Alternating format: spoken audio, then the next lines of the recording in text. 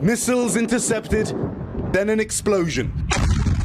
New video showing a fireball erupting at an airbase here in Jordan where multiple Americans were killed. It's not clear if the video shows those fatal attacks. An alert is heard in another recording from the strategically crucial airbase.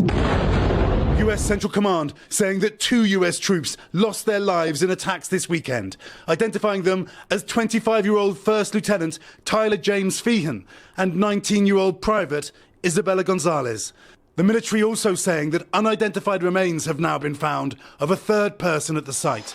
CENTCOM vowing swift. Right.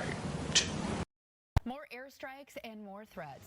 Secretary of State Marco Rubio says there might be time for one more round of diplomacy when it comes to the ongoing conflict between the U.S. and Iran. Trey Yingst has the very latest on the negotiations. For a ninth straight night, the U.S. pounding military targets in Iran. President Trump says it's in honor of 2 American soldiers killed by Iranian missile attacks over the weekend. Iran responding with attacks on Bahrain and Kuwait, both U.S. allies. They're also still firing on ships in the Strait of Hormuz, and fewer are getting through, though President Trump claims that will change very soon. We control the strait. They don't control anything. So we'll see what happens. Diplomats are now scrambling to get a new ceasefire in place. Mediators are reportedly pushing a 10-day pause, hoping to find a way to revive the Memorandum of Understanding. Well, I think we're always open to diplomacy, and that's the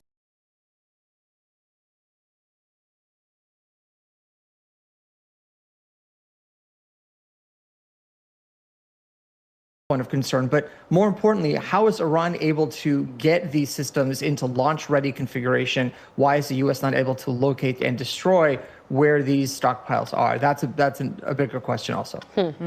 Well, Secretary of State Marco Rubio said last night the U.S. remains open to talks, and an Iranian official said their side was similarly open to discussions. But we've been down this road several times before now at this point. What is a realistic path forward in your mind?